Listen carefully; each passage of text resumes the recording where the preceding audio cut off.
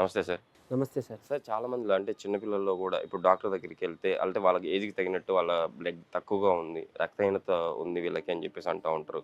అంటే పెద్దవారిలో గూడా ఈ సమస్యను మనం కామన్‌గా చూస్తా ఉంటాం. సో, ఈ ప్రాబ్లమ్ రావడానికి గల కారణాలేమంటారు? సార్ జనరల్‌గా ఎనీమియా అంటాం. రక్తహీనత, హిమోగ్లోబిన్ తక్కువ ఉండడం గానీ, లేకపోతే కొన్నిసార్లు ఐరన్ డెఫిషియన్సీ వల్ల కూడా అనీమియా వస్తుంది. సో, పలు రకాలు.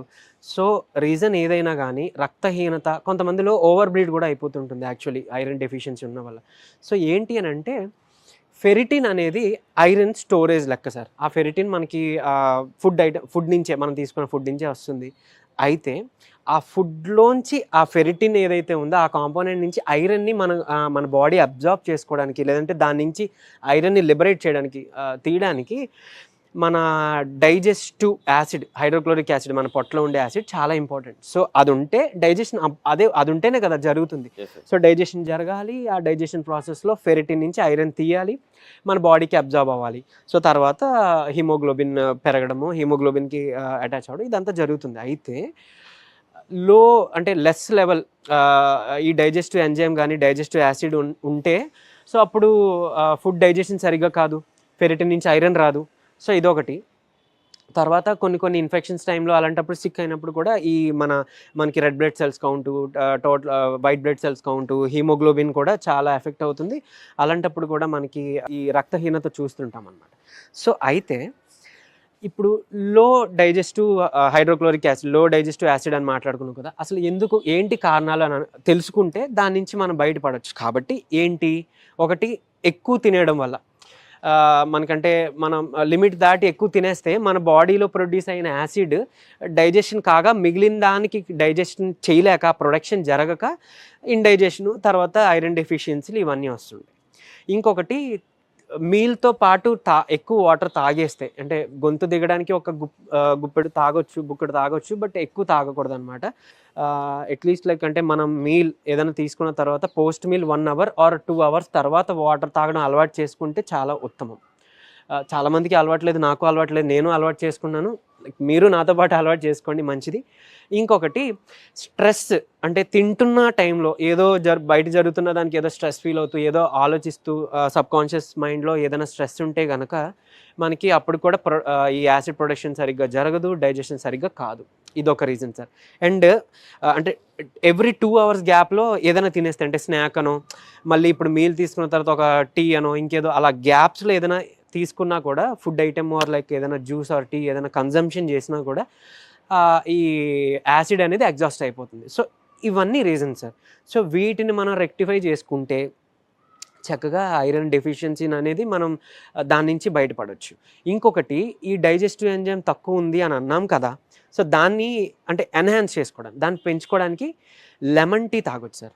లెమన్ అంటే వితౌట్ మిల్క్ హాట్ వాటర్లో లెమన్ స్క్వీజ్ చేసుకొని చక్కగా హనీ కలుపుకొని తాగొచ్చు.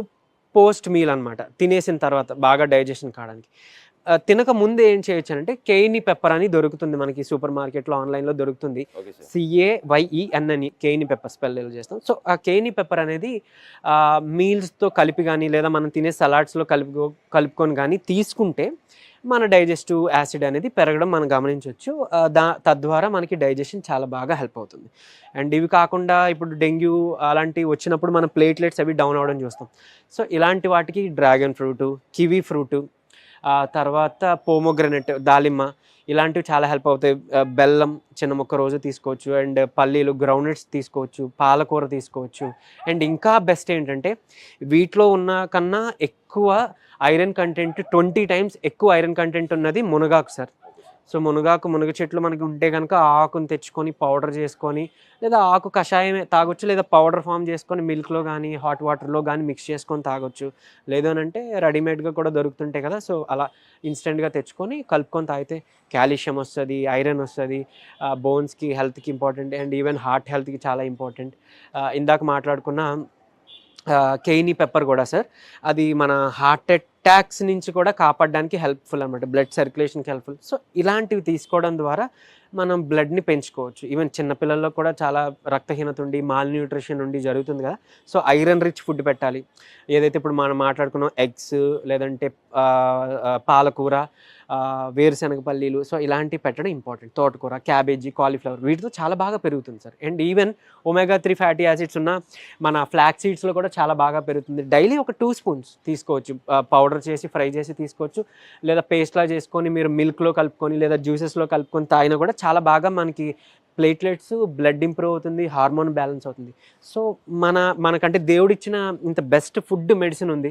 సో ఇవన్నీ మనం యూస్ చేసుకోవచ్చు. ఖచ్చితంగా వితిన్ 15 డేస్లో, అంటే మేము ప్రిస్క్రైబ్ చేసే ఇప్పుడు ఆ ట్యాబ్లెట్, ఆ సిరప్ అది ఎంత త్వరగా పనిచేస్తుంది అనేది మేము గ్యారంటీ ఇవ్వలేము. కానీ బట్ ఈ స్పినాచ్ లైక్ ఐ మీన్ పాలకూర, కాలీఫ్లవర్, క్యాబేజీ, ఈ కివి వీటితో వితిన్ 15 డేస్లో చాలా వరకు బ్లడ్ ఇంప్రూవ్ అవడం మాత్రం నేను ఎవిడెన్స్ చూశాను. ఈవెన్ మా అమ్మమ్మ గారికి కూడా లైక్ ఆల్మోస్ట్ 7 అలా పడిపోయినప్పుడు జస్ట్ 15 డేస్ ఈ ఫ్లాక్ సీడ్స్, క్యాబేజీ అండ్ పాలకూర పెడితే చక్కగా అది 13కి రీచ్ అయింది, హీమోగ్లోబిన్ 13%.